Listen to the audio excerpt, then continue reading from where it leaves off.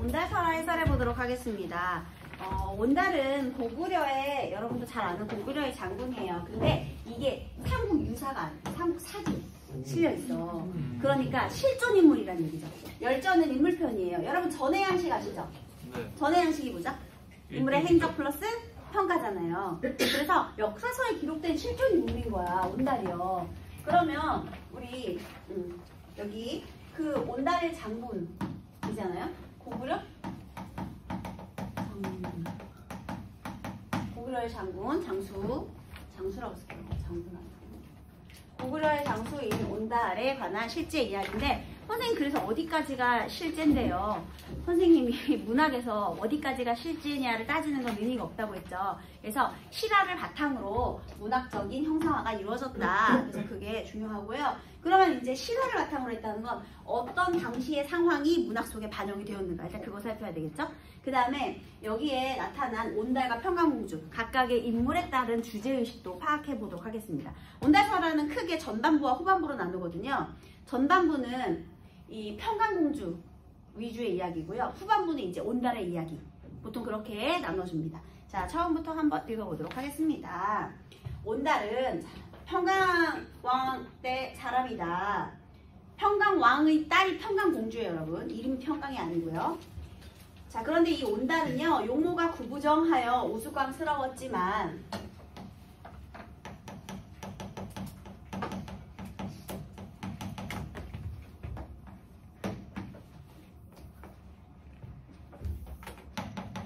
평강왕하고요,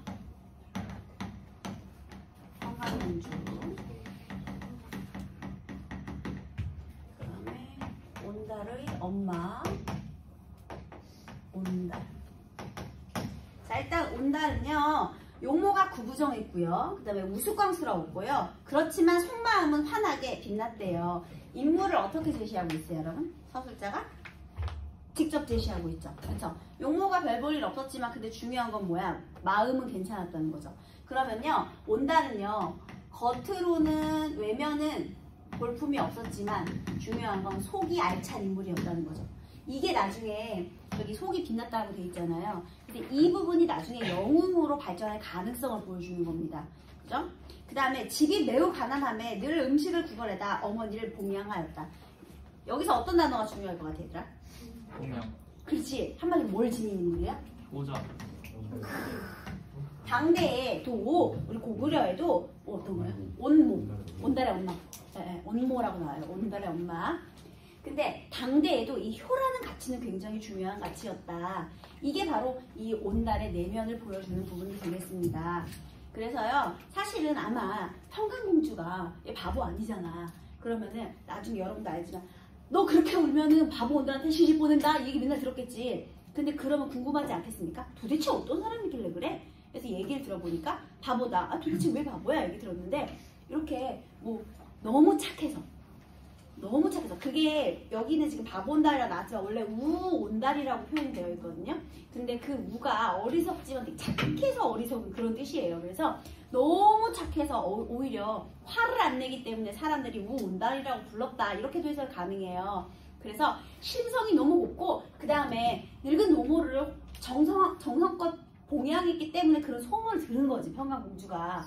그래서 자신은 겉이 아닌 속을 보고 내가 결혼 상대를 구하겠다라는 마음으로 이제 온달을 선택했을 수도 있다는 거죠. 그래서 어쨌든 내면이 훌륭한 사람입니다. 그 다음에 찢어진 적삼과 해진 신발로 시정 사이를 왕래하니 당시 사람들이 가리켜 바보 온달이라고 하였다. 자, 그래서 온달이요, 원래는요 바보 온달이었죠. 나중에 온달 장군이 될 거지만요. 자, 그 다음에 평강왕의 어린 딸이 울기를 잘하니 왕이 희롱 장난치며 말하기를 네가 늘 울어대서 내 귀를 시끄럽게 하니 잘하면 반드시 사대부의 아내가 되지 못하고 마땅히 바보 온달에나 시집가리라. 얘들아, 바보 온달에나 시집가리라 괄호하세요. 이거 진심이었을까 아니었을까?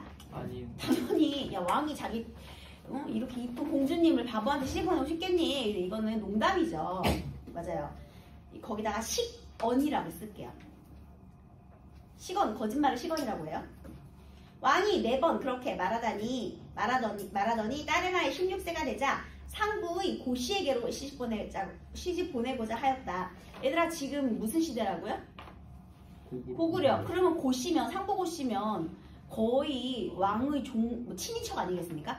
엄청나게 높은 집안이지. 어쨌든 고구려에서는 가장 높은 집안 아니겠습니까? 고씨니까요. 그치? 엄청난 부족에게. 그러니까 왕의 딸과 결혼할 수 있을 정도의 그런 집안에 시집을 보내려고 했던 거예요. 그래서 공주가 왕에게 말하였다. 대왕께서 늘 말씀하시기를 너는 반드시 바보 온달의 아내가 될 것이다 라고 하시더니 이게 이제 무슨 까닭으로 전의 말씀을 바꾸십니까? 필부도 평범한 남자죠. 평범한 사람도 오히려 시건하지 않으려 하거늘 하물며 지극히 존귀한 왕께서야 더 말할 나위가 있겠습니까? 와우! 얘들아 평강공주 지금 아빠한테 뭐 하는 거예요? 대들고 있어. 대들고 있네? 이야우. 평강공주 성격 어때요? 똘끼 넘치고 강직하죠. 자, 그 다음에요. 지금 둘 사이에 갈등이 있어요. 너 바보한테 시집가.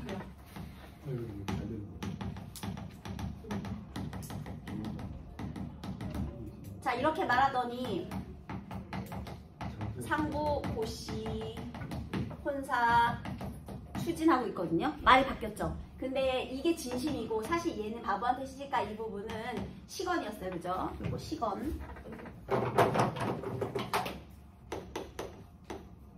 근데 말을 바꾼 거잖아요. 이거는 이제 진심.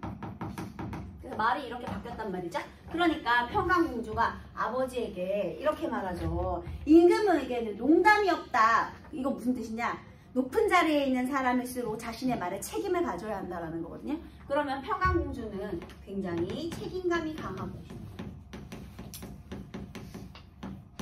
굉장히 강직한 그런 성격이 되겠습니다. 그래서요, 지금 아빠하고 갈등을 일으키는 부분인데요. 여기에 아빠한테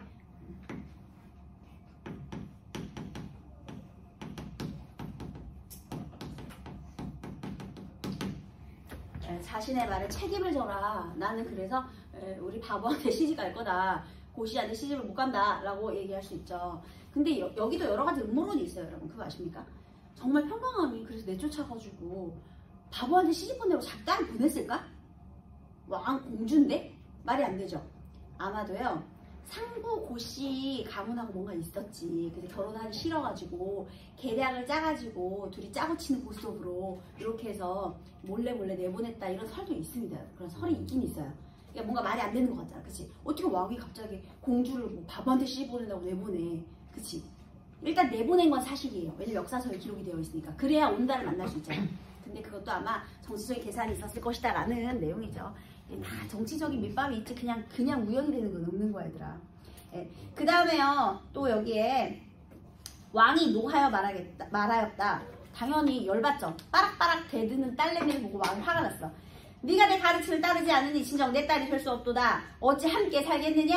마땅히 네가 갈 대로 하거나. 아 여러분 우리 평강왕은요 성격 어때요? 아주 불가능. 부모 자식 간의 수직적 질서를 중시하죠. 내 말 안 들어? 그러면 너 나가! 이렇게 된 거지 얘들아. 내 말 안 들을 거면 이 집에서 나가! 이렇게 쫓아내게 된 거예요. 자, 우리 여기에서 굉장히 중요한 포인트가 있습니다. 바로 부녀 간의 갈등이 있다는 거예요.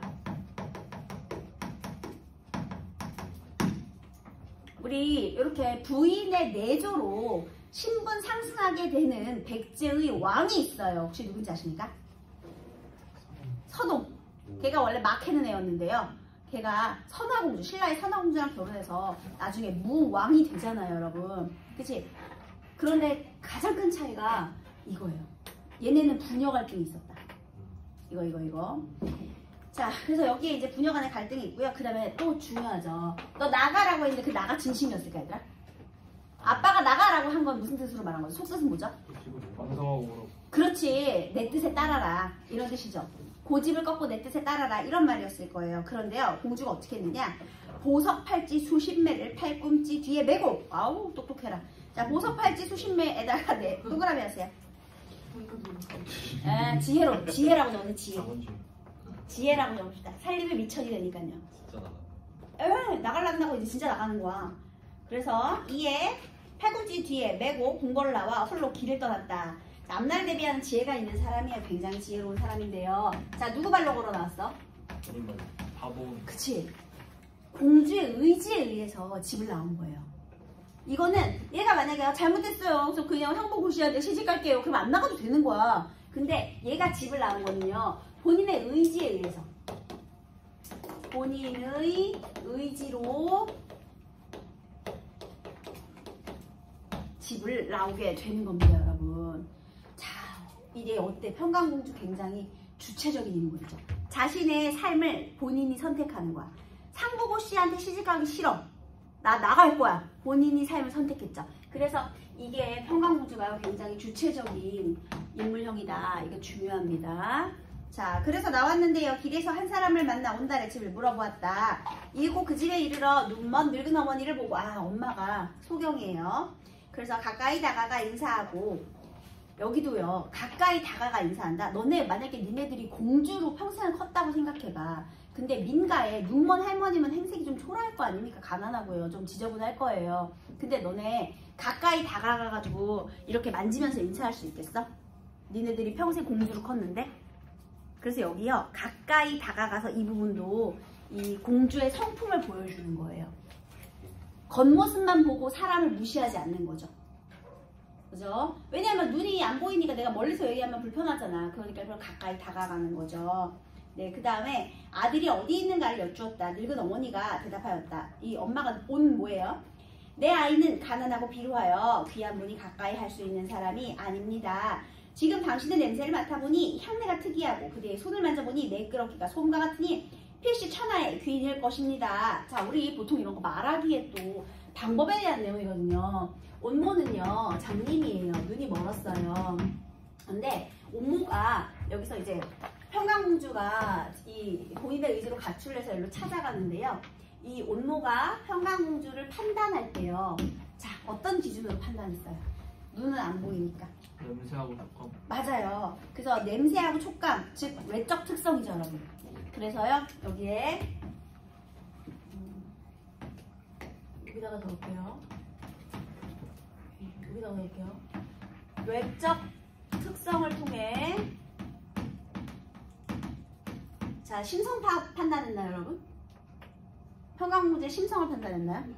아니, 귀인이다 라는 건 뭐예요? 신분을 판단하고 있죠. 이렇게.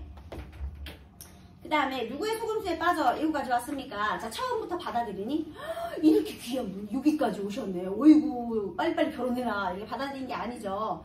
그 다음에 처음에는 거절을 합니다. 자, 그럼 거절의 이유는 뭐예요? 서로 신분이 맞지 않고 게다가 우리 집은 너무 가난하다죠. 그러니까 신분 차이와 가난 때문에 거절을 하게 되는 거예요. 그 다음에 내 아들은 배고픔을 참지 못해 가난하죠. 산림 속으로 느릅나무 껍질을 벗기러 간 지가 오래인데도 아직 돌아오고 있지 않습니다. 얘네가 너무 배가 고플 때는 나무 껍질을 이렇게 벗겨서 쪽쪽 빨아서 먹고 살았대요. 이거 얼마나 가난했는지 아시겠죠? 공주가 집을 나와서 걸어서 산 아래에 이르렀을 때 온달이 느릅나무 껍질을 메고 돌아오는 것을 보았다. 공주가 그에게 자기 생각을 말했다. 뭐라고 했을까? 저를 아내로 맞아주시지요. 이런 얘기 했었겠지. 자, 그러면 온달 입장에서 어떻게 생각했을까? 이게 뭐? 그치? 맞아요. 이제 정신병원 가야 되겠다 생각하겠죠? 온달은 발끈해 말하기를 이곳은 어린 여자가 다니기에는 적절하지 않으니 반드시 사람이 아니라 여우나 귀신이라. 애가 처음에 너 여우지? 너 귀신이지? 자, 믿어요 안 믿어요? 안 믿었죠. 바보 온달 시절에는 믿지 않았어요. 네, 공주에 대한 믿음이 없었어. 왜냐면 저렇게 아름다운 여자 왜 나한테, 저렇게 귀한 여자 왜 나한테. 그래서 여우나 귀신이라고 생각을 한 거죠. 자, 가까이 오지 말아라 하고 마침내 돌아보시다가 가버렸다. 어떡해? 갔네? 야, 그럼 어떡해? 공주 어떻게 했대? 거기 줄치세요. 공주는 혼자 돌아와 살인문 밖에서 밤을 새우고. 살인문 밖에서 여자가 혼자 밤샜다고 생각해봐. 거기다가요, 적극적인 의지라고 적으세요. 포기하지 않았잖아. 한 번 거절했는데 포기하지 않아요. 그래서 포기하지 않고 상대를 설득하려는 적극적 의지를 지녔습니다. 이제 밤새 계략을 짰겠지. 요거 봐라, 요거 쉽지 않네. 요거 봐, 요거 봐. 내가 어떻게든 내가 니네를 한번 넘어오게 만들겠다. 밤새도록 계략을 짠 거예요. 다음날 아침 다시 들어가 온달 모자에게 자세히 갖추어 이야기하였다. 온달이 마음을 정하지 못하고 머뭇거리자 그의 어머니가 말하였다. 우리 아이는 지극히 비루하여 귀인의 배필이 되게 부족하고 우리 집은 지극히 가난하여서 진실로 귀인이 살기에 적당하지 않습니다. 재차 거절을 하죠. 공주가 대답하였다. 자, 이제 또 이 말하기 방식 보세요. 옛사람의 말에 한 말의 곡식이라도 방아찌를 수 있으며 한 척의 배라도 방지할 수 있다고 했으니 진실로 마음을 같이 한다면 어찌 반드시 부귀한 다음에라야 함께 할 수 있는 것이겠습니까? 자, 여러분 여기서 속담을 인용하여 상대방을 설득하고 있죠. 그죠? 그럼 이 속담의 의미 한번 볼까요? 한 말의 곡식은 많은 양이게 적은 양이게? 적은 양. 근데 그것도 충분히 어디에 사용하느냐에 따라서 사용은 할 수 있다는 거죠. 방아를 찔 수 있다는 거죠. 한 척의 배, 굉장히 적은 양이거든요. 충분히 방지할 수 있다. 그러니까 부족해도 충분하다 이런 뜻이에요. 부족해도 다 쓰임이 있다. 한마디로 물질보다 뭐가 중요하다는 것일까? 그렇지. 물질보다는 마음이 중요하다 이런 뜻이에요. 적은 양이라도 함께 나누면 되는 것이다. 있잖아요. 콩 한 쪽도 나눠 먹을 수 있다라고 하잖아요. 그죠? 그래서 여기는 물질보다 정신, 우리 마음이 더 중요해. 이 얘기를 이렇게 옛사람의 말을 인용을 했고요.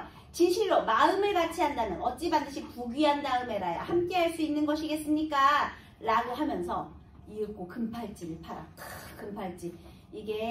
이거 금팔찌를 팔아 집과 노비와 소와 말과 그릇을 사서 살림에 필요한 것들을 다 갖추었다. 이렇게 되는 겁니다. 살림처럼 갖고 들어온 복덩이네요. 그죠? 근데 여러분 여기서 또 하나 포인트가 있어요. 뭐가 있냐면요. 얘가 이제 기본적인 살림살이들을 다 갖추었죠. 근데 그 전에 온달은요. 나무 껍질을 벗겨서 먹고 살았단 말이에요. 자, 그러면 그동안 왜 얘가 바보로 살았을까? 얘가 왜 노력을 할 수 없이 그 재능을 펼치지 못했을까를 생각하면 가난이 발목을 잡고 있었던 거예요. 근데 지금 여기서 물질적인 안정이 이루어지자 이제 능력을 발휘할 수 있는 기회가 생긴 거죠. 이해가 되셨죠? 예, 예. 그래서 능력이 원래 부족했던 게 아니라요. 가난으로 인해서 그 능력을 펼칠 기회가 없었던 것이다. 이런 것도 기억해 주세요. 자, 그 다음 처음 말을 살 때 공주가 온달에게 일러 말하기를 삼가 시장 사람의 말을 사지 마시고 모름지기 궁마 가운데 병들고 파리해져 쫓겨난 말을 골라 사십시오. 와우, 이 되게 똑똑하죠. 원래 있잖아, 말은요 품종이 중요하거든요. 근데 옛날에 국가에서 말의 품종을 관리를 해요. 그래서 좋은 품종의 말은 나라에서만 관리하지 이 민간에 떠돌질 않아요. 그 다음에 나중에 이제 나라에서 관리하는 말 중에 이제 병든 말은 죽게 생겼으니까 그냥 이제 내보내는 거거든요. 이해되셨나요? 그래서요, 이게 지혜로운 우리 평강공주의 모습을 보여주는 부분이죠. 거기 지혜라고 적으세요. 온달이 그 말대로 하였다. 금전에 넘어갔어. 이제 믿어요. 믿음이 없다가요, 점차 믿음을 가지게 되었죠. 야, 나 같아도 이제 금 들고 오면 다 믿겠다, 야. 그치? 우리 집 차림살 다장만 해줘. 지금. 그래요. 그래서 얘가 다 믿었어요.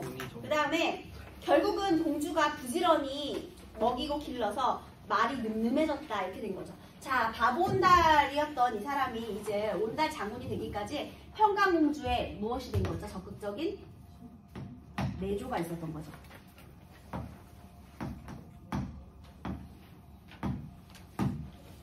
근데 사실 이 정도 능력 있으면 평강공주가 능력을 펼쳐도 되죠. 근데 남편의 내조에 그친다는 게 이게 바로 봉건적 시대의 한계예요.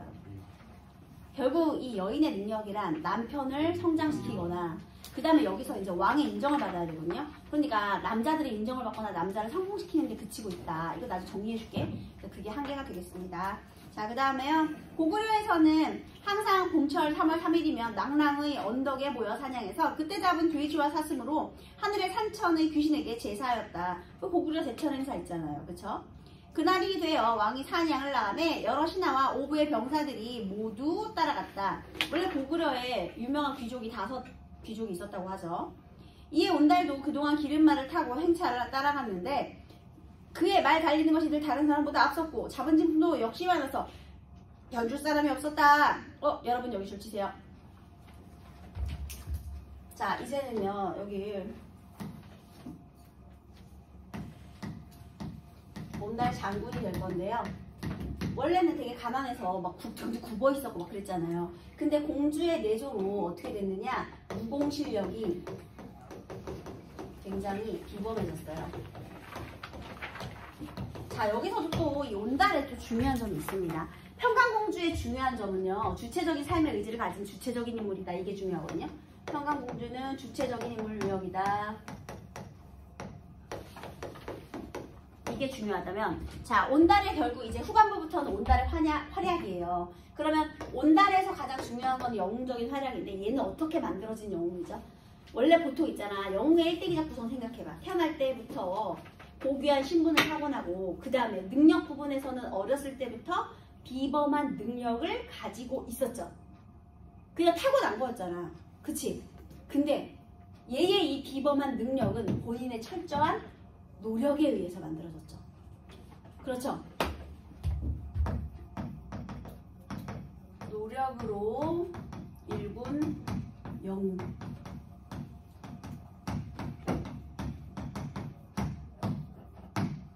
그래서 신분이 상승되는 영웅은 처음이죠. 흑수저로 태어난 영웅 처음이잖아. 원래 다 금수저로 태어나잖아. 고귀한 혈통을 받고 태어나는데 얘는 아닙니다. 장인 홀어머니 밑에서 힘들게 가난하게 살다가요. 물론 공주의 내조가 있었지만 본인이 노력하지 않았다면 얘가 장군까지 될 수가 없거든요. 무공 실력이 그 공주는 내조를 한 거지 본인이 노력을 했기 때문에 얘가 능력이 좋아진 거예요. 그래서 이게 또 엄청 중요해요. 노력으로 이제 영웅이 된 인물이다. 이런 것들. 그래서 지금 이제 굉장히 이제 능력이 훌륭해요. 왕이 불러오게 하여 성명을 묻더니 놀랍게도 기이한 일이라고 여겼다. 왜냐하면 이름이 온달이래. 바보 온달? 바로 그 바보 온달. 그렇게 된 거죠. 그즈음 후주의 무제가 군사를 내 요동에 쳐들어오자 왕이 군대를 거느리고 배산의 들에서 막아 싸웠다. 온달이 선봉이 되어 날래게 싸워 수십 명의 목을 베니 여러 부대가 승세를 타고 맹렬히 싸워 크게 이겼다. 바로 이게 업적 달성이죠. 여러분. 영웅의 1대기적 구성에 보여본다면 거기서 뛰어난 영웅적인 활약을 펼친 거예요. 거기 영웅적 활약 이렇게 적으세요. 공로를 논할 때 온달을 제일 놓치지 않는 이가 없었다. 이에 왕이 가상히 여겨 찬탄하면서 이야말로 내 사위로다. 웜에 얘가 이렇게 공을 세우니까요. 평강왕이 처음에 거부했지만 평강왕 마지막에 어떻게 했어요? 인정했죠. 결국은 왕의 인정을 받아냅니다. 그러고 나서 이제 비로소 둘의 관계도 인정을 받은 거죠. 얘가 사위로 인정을 했다는 것은요. 사위와 딸의 관계를 다 인정했다는 거죠. 그러면 어떻게 되느냐? 평강공주의 복위가 되는 거죠. 그죠? 자, 그래서요. 자기를 내려 대형으로 삼았다. 이로 인해 총애와 영예가 더욱 높아지고 위세와 권위가 날로 융성해졌다. 그래서 드디어 이제 출세를 했습니다. 입신양명했죠? 자, 그 다음에 이제 이 평강왕이 돌아가시고요. 양광왕이 즉위하자 온달이 아래기를 생각건대 신라가 우리 한수이붕의 땅을 베어가서 군현으로 삼으니 백성들이 통군하고 한스럽게 여겨 한 번도 부모의 나라를 잊은 적이 없사옵니다. 이거 무슨 뜻일 것 같아요? 여러분 나제동맹 들어보셨나요? 나제동맹 어떻게 된 거예요? 중간에 깨져서 싸우자. 고구려의 장수왕이 평양성으로 수도를 옮겨왔어요. 적극적인 남진 정책을 펼치죠. 그래서 위험을 느낀 신라와 백제가 동맹을 맺었어요. 그래서 한강 유역을 차지했던 고구려를 밀어내고 원래는 한강 그쪽을 원래 백제 주기로 했었거든요. 근데 신라가 어떻게 했어? 뒤통수 쳤지? 네. 그래가지고 백제 왕 죽여버렸잖아요. 그리고 나서 그 죽인 백제 왕 머리를 계단에 심었잖아. 밟고 지나다니라고. 그래서 그때부터 완벽한 원수국가가 됐죠. 그래서 봐봐, 원래는 고구려 땅이었는데 신라하고 백제가 둘이 우리 땅을 빼어간 이후 그 백성들은 누구겠니? 백제의 백성들이 통하고 분하고 한스럽게 여겨 한 번도 부모의 나라를 잊은 적이 없다. 선생님이 옛날에 주몽신화 얘기할 때요. 고구려와 백제의 관계 얘기했죠. 고구려의 왕이 누구예요? 시종.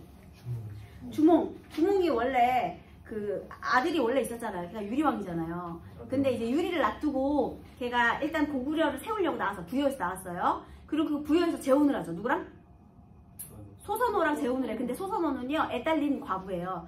그 전 남편의 애가 누구야? 백제와 원조, 그 비류와 원조예요, 여러분. 그런데 나중에 뒤늦게 유리가 합류를 했어. 그래서 이제 그 소선호도 영리하거든요. 아 얘네 안 되겠다 해서 비류와 온조를 밑으로 내려보내요. 그래서 세운 나라가 어떻게 된 거야? 백제야. 그러니까 형제의 나라, 부모의 나라지. 고구려하고 백제는요. 그래서 얘네들이 다시 이제 잘못했다. 우리 부모의 나라, 우리의 원수를 갚아달라 지금 이렇게 되는 거죠. 그러니까 지금 여기에서요, 백제하고 신라의 갈등 상황이 지금 여기 배경이 되고 있는 거예요. 이해되셨나요? 네, 그래서요. 원하오니 대왕께서는 저를 어리석고 어질지 못하다 하지 마시고 군사를 내어주시어 한번 쳐들어가 반드시 우리 땅을 되돌려오게 하소서. 자, 얘가 이제 다시 우리 빼앗긴 땅을 다시 찾아오겠다라고 하거든요. 그러면 이제 신라와의 전쟁이에요, 여러분. 그쵸? 근데 얘들아, 이거 누구의 의지로 간 거야? 본인의 지금 여기서는 본인의 의지로 출정한 거죠. 거기다가 본인의 의지로 출정했다고 하나 적어 놓으세요.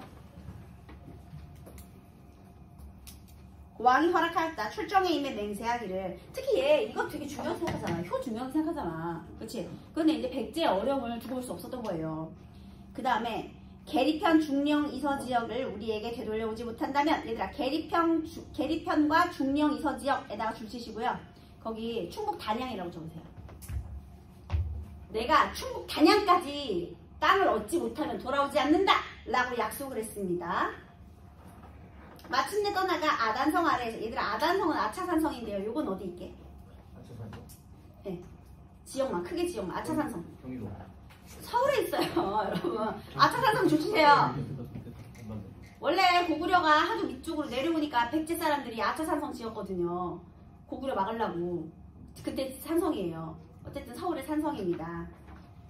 근데요, 아단성 줄쳤죠. 거기 서울이라고 적으면 돼요. 서울. 근데 거기 아차산성에서 싸웠어요. 그런데 어머나, 날아오는 화살에 맞아 넘어져 죽고 말았다. 근데 여기서 이 날아오는 화살도 뭐냐면요, 온당을 맞추려던 화살이 아니라요, 얘가 이제 거의 승기를 잡고 있었는데 어딘가에 맞고 흐르는 화살에 맞은 거예요. 나를 겨냥한 화살이 아니라 어딘가에 부딪혀서 흐르는 화살에 맞고 죽은 거예요. 튕겨나온 거로 맞은 거예요. 네. 억울해 안 억울해? 약간. 너무, 근데 약간 억울하죠. 너무 억울하잖아. 그쵸? 근데 아까 약속이 있었죠. 내가 어디까지는 땅을 찾아야 돼? 단양까지 가야 되는데. 근데 지금 아직 서울에 머물러 있잖아. 그러면 내 약속을 이루지 못하였죠. 그쵸? 그래서 여러분 아차산성에 가면은 아차산성에 온달 관련 뭐라고 막 써있는 그런 거 있어요. 여기서 온달이 뭐 죽었다 뭐 이렇게. 근데 웃긴 거는 여기 그 단양에 가잖아요. 단양에 가면 또 온달 유적지가 있어. 그래서 이거는 여기 단양에서 죽었냐, 아차에서 죽었냐, 그러니까 서울에서 죽었냐, 이건 아직도 의견이 분분하고요. 둘 다 온달 유적지가 있어요. 둘 다. 뭐가 진실인지 모르겠어. 근데 어쨌든 여기에서는 서울에서 죽었다고 일단 본문 여기 써 있습니다. 서울에서 죽었다고 써 있죠. 야, 너네 생각해봐. 고구려 때 이 온달자면 인기 있었을 것 같아, 없었을 것 같아? 좀 있겠지. 엄청 있지. 평민이었는데, 완전 거지였는데 장군 됐잖아요. 그러니까 얼마나 인기 있는 사람들이었겠니? 아닌가요? 엄청 인기 있어요. 평강공주하고 이 바보 온달 둘이서 엄청 인기 있었겠죠. 네. 자, 그래서 어쨌든 여기서 죽었는데요. 장사를 치르고자 해도 관이 움직이지 않았다. 거기다가 비현실성 또는 전기성 이렇게 적으세요. 근데 움직이려고 했는데 안 움직여. 왜 그랬을까요? 그 이유는요, 약속을 이루지 못했기 때문에. 아빠는요, 이렇게 약속도 막 어기고 그랬잖아. 근데 온달은 자기가 한번 내뱉은 약속은 이렇게 죽어서도 지키고자 하는 신의가 있는 인물이었죠. 죽어서 신의.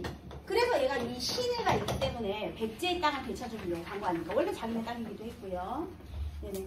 그 다음에 공주가 와서 관을 어루만지면서 죽고 사는 것이 정해졌으니 돌아가십시다. 얘들아, 죽고 사는 것은 정해졌다. 이런 걸 무슨 세계관이라고 해요? 운명론적 세계관이라고 하죠. 거기 인명제천 이렇게 적을게요. 사람의 목숨은 하늘에 달려있다. 그게 운명론적 세계관하고 똑같은 거고요. 인명제, 아이제의 인명제천을 말하고 있죠. 라고 해서야 마침내 들어서 하관하였다. 자, 여기서 우리 관이 움직이지 않는 이 일화를 통해서요, 온달의 애국심하고 그 다음에 비로소 공주가 와가지고 달랬잖아. 그랬더니 움직였잖아요. 그러면 남겨진 평강공주에 대한 사랑을 확인할 수가 있죠. 그 에피소드를 통해서요. 아주 애틋해요. 그래서 그걸 이제 대광이 듣고 비통해 하였다 이렇게 되는 겁니다. 자, 평강공주는요, 주체적인 삶을 선택한 인물이었지만 그 주체성은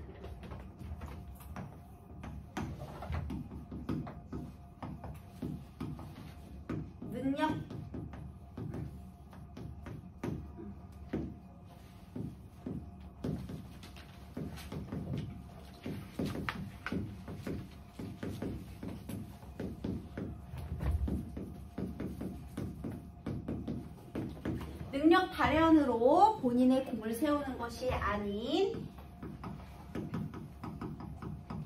남편의 내조와 남편에 대한 내조,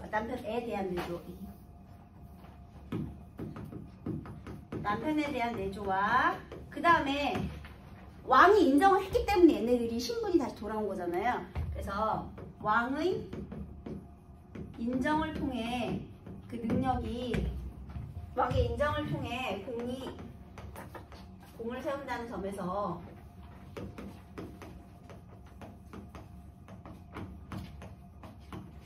이게 바로 한계가 되겠습니다. 그 능력 갖고 그러니까 내가 직접 펼치는 게 아니라 다른 사람 도와준다. 내조에 그치고 있다. 그게 이제 한계점이라는 거죠. 능력 발현으로 본인의 공을 세우는 것이 아닌 남편을 내조하고 왕의 인정을 받는 것을 통해 공을 세운다. 그러니까 이게 한계야, 이거. 알겠죠? 자, A의 사랑 갈등의 양상인데요. 부녀 간의 갈등인데요. 평강왕은 상부 고씨와의 약속을 중시하고 있고 공주는 온달과의 약속을 중시하고 있다. 뭐가 틀렸을까요? 얘가 누구랑 약속한 거야? 온달하고 약속했어? 그렇지. 왕이 전에 했던 약속을 중시하는 거죠. 처음에 했던 약속을 중시하는 거죠. 얘 온달은 지금 이런 뭐 자기 전혀 모르는 얘기예요. 왕이 나를 공주랑 결혼시키려고 한다 이런 거 잘 모르는 얘기입니다. 그 다음에 평강왕은 부모와 자식 간의 도리를 강조하고 있고 공주는 부부 사이의 인연을 중시하고 있다. 아니 부부 사이의 인연이 중요한 게 아니라 아빠가 전에 했던 말을 지키라는 거죠. 신의를 중요하게 생각하는 거예요. 왕으로서의 체면을 중시하고 놀린 것에 대한 불만 아니죠? 부모의 명령을 따르지 않는 것을 탓하고 공주는 왕이 스스로 한 말을 지키지 않는 것을 문제 삼았다. 이렇게 되는 겁니다. 자, 기억부터 미음까지 굉장히 쉽죠. 2번. 니은 외적 특성에 대한 판단을 바탕으로 심성이 아니라 신분을 판단한 거예요. 여기까지 할게요.